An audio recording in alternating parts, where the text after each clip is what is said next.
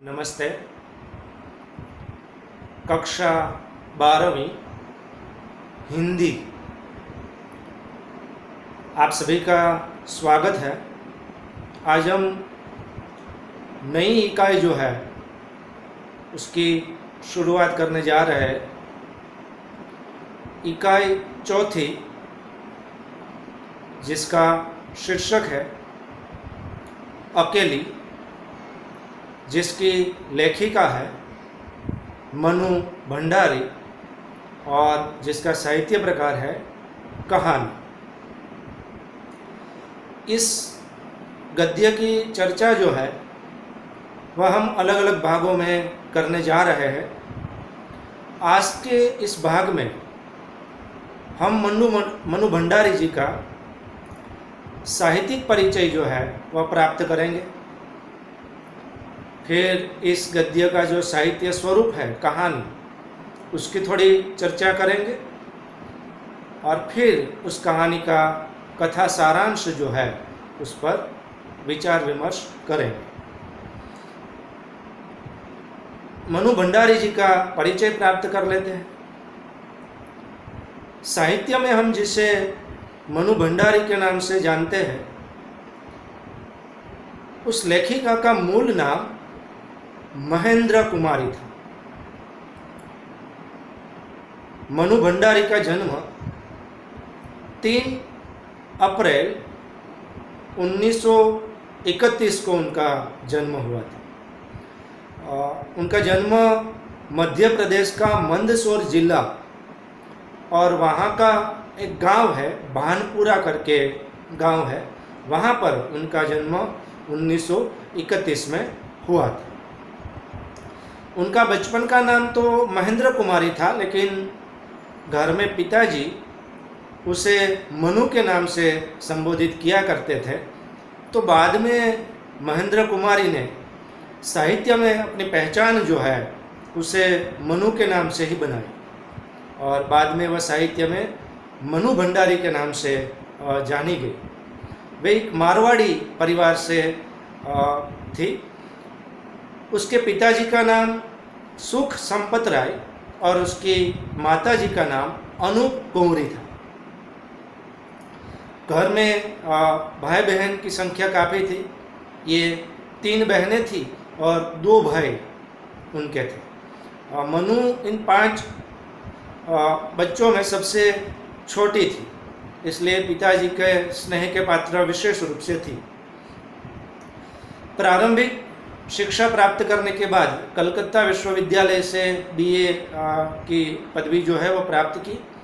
MA Hindi विषय को लेकर शिक्षा प्राप्त की और बाद में वे अलग अलग पाठशालाओं में अध्यापिका के रूप में रही और अंतिम समय में दिल्ली विश्वविद्यालय के मिरांडा हाउस कॉलेज में जो है वह हिंदी प्राध्यापिका के रूप में कार्यरत रही।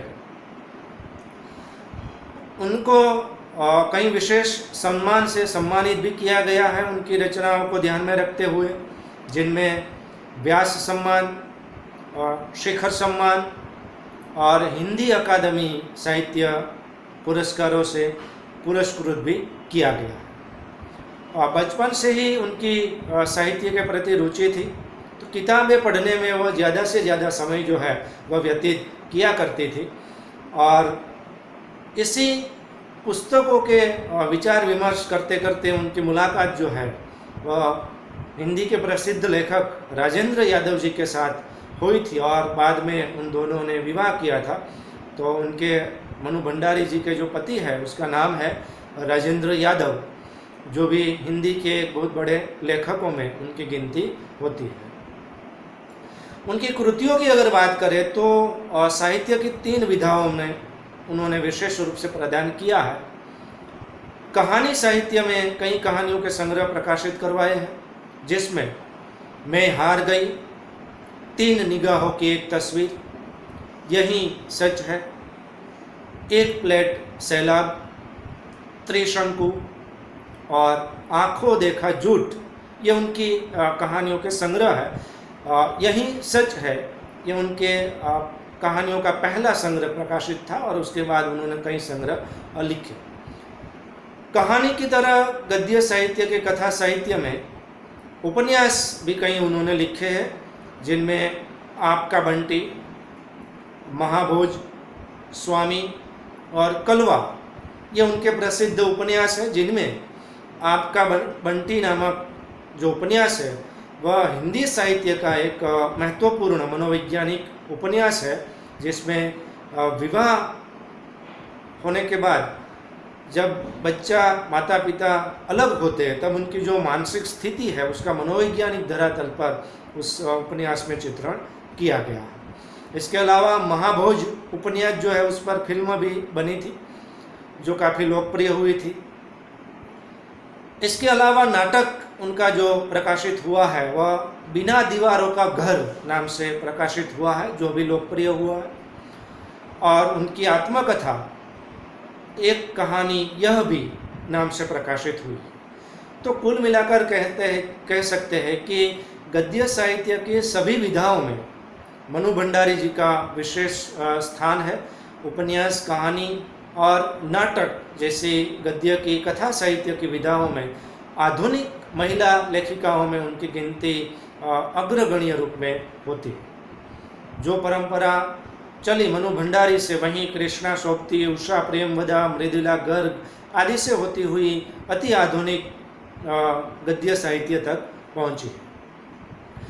मनु भंडारी ने विशेषकर कहानी को एक नए रूप में ढाला और अपने गद्य को समृद्ध किया।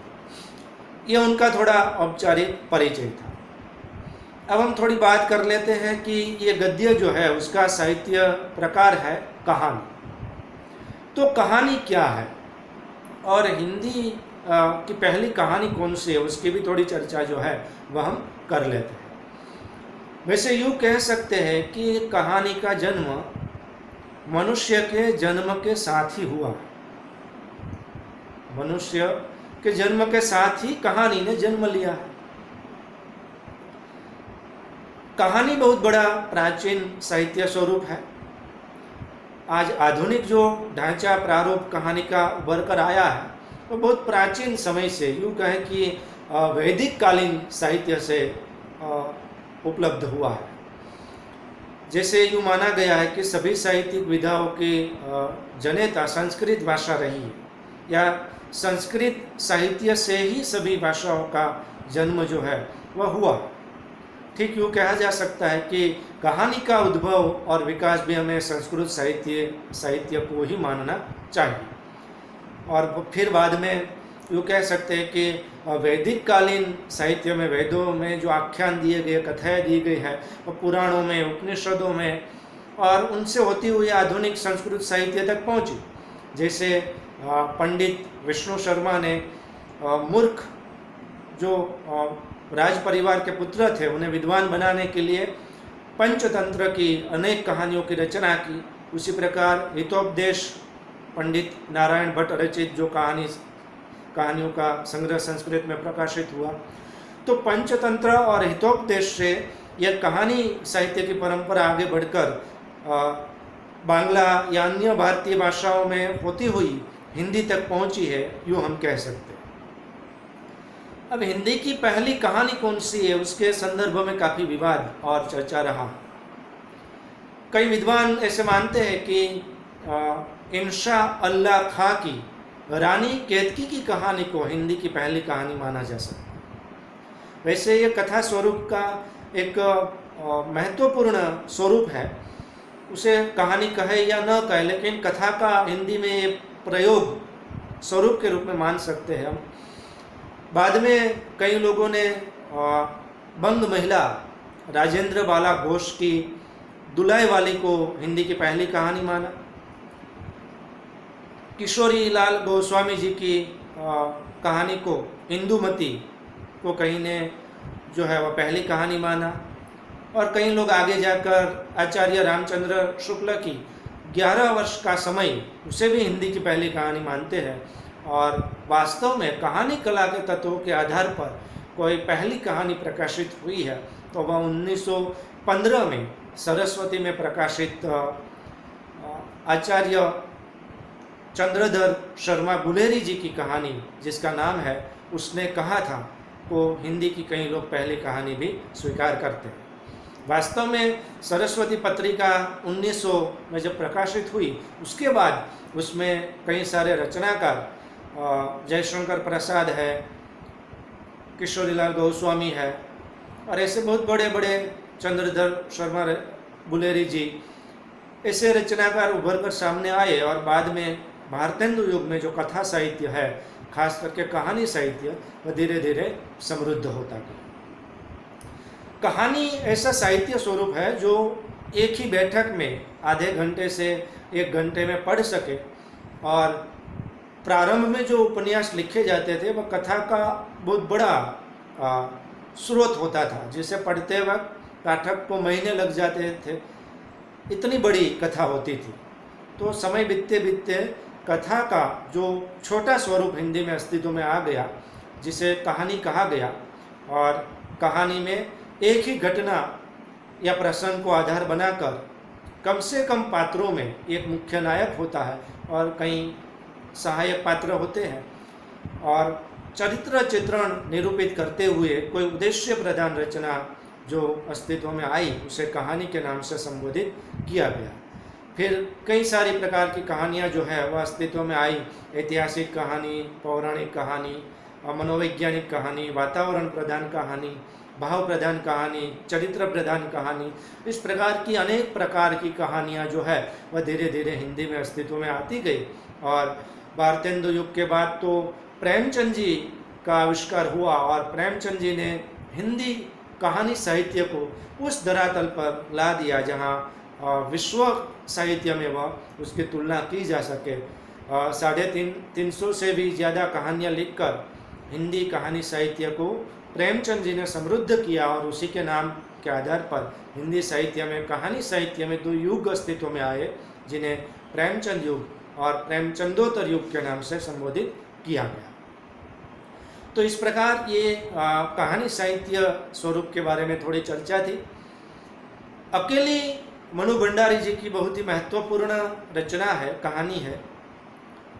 जैसे नाम से स्पष्ट है, इसमें सोमा बुआ नामक एक अकेली, जो पति के द्वारा त्यक्ता है, पति के द्वारा त्यागी हुई स्त्री है, जो अपने अकेलेपन को दूर करने के लिए आसपास के परिवार के लोगों के साथ हिल जुल कर रहना चाहती है, उनके प्रसंगों में हिस्सा लेना चाहती है, और वह अपना ही प्रसंग है ऐसा मानकर उनके साथ व्यवहार करती है। लेकिन उसी स्त्री को समाज में जो मान सम्मान और जो महत्व मिलना चाहिए वह नहीं मिलता, और उनकी जब उपेक्षा की जाती है तो उसे काफ़ी निराशा, उदासी मिलती है। तो ऐसे ही द्वंद्वपूर्ण स्थिति में अकेली कहानी की सोमा बुआ का चरित्र चित्रण जो है वह मनु भंडारी जी ने इस कहानी में बखूबी सुंदर ढंग से आलेखन जो है वह किया है। तो अगले पाठ में हम इस कहानी का सारांश जो है उस पर विचार विमर्श करेंगे। धन्यवाद।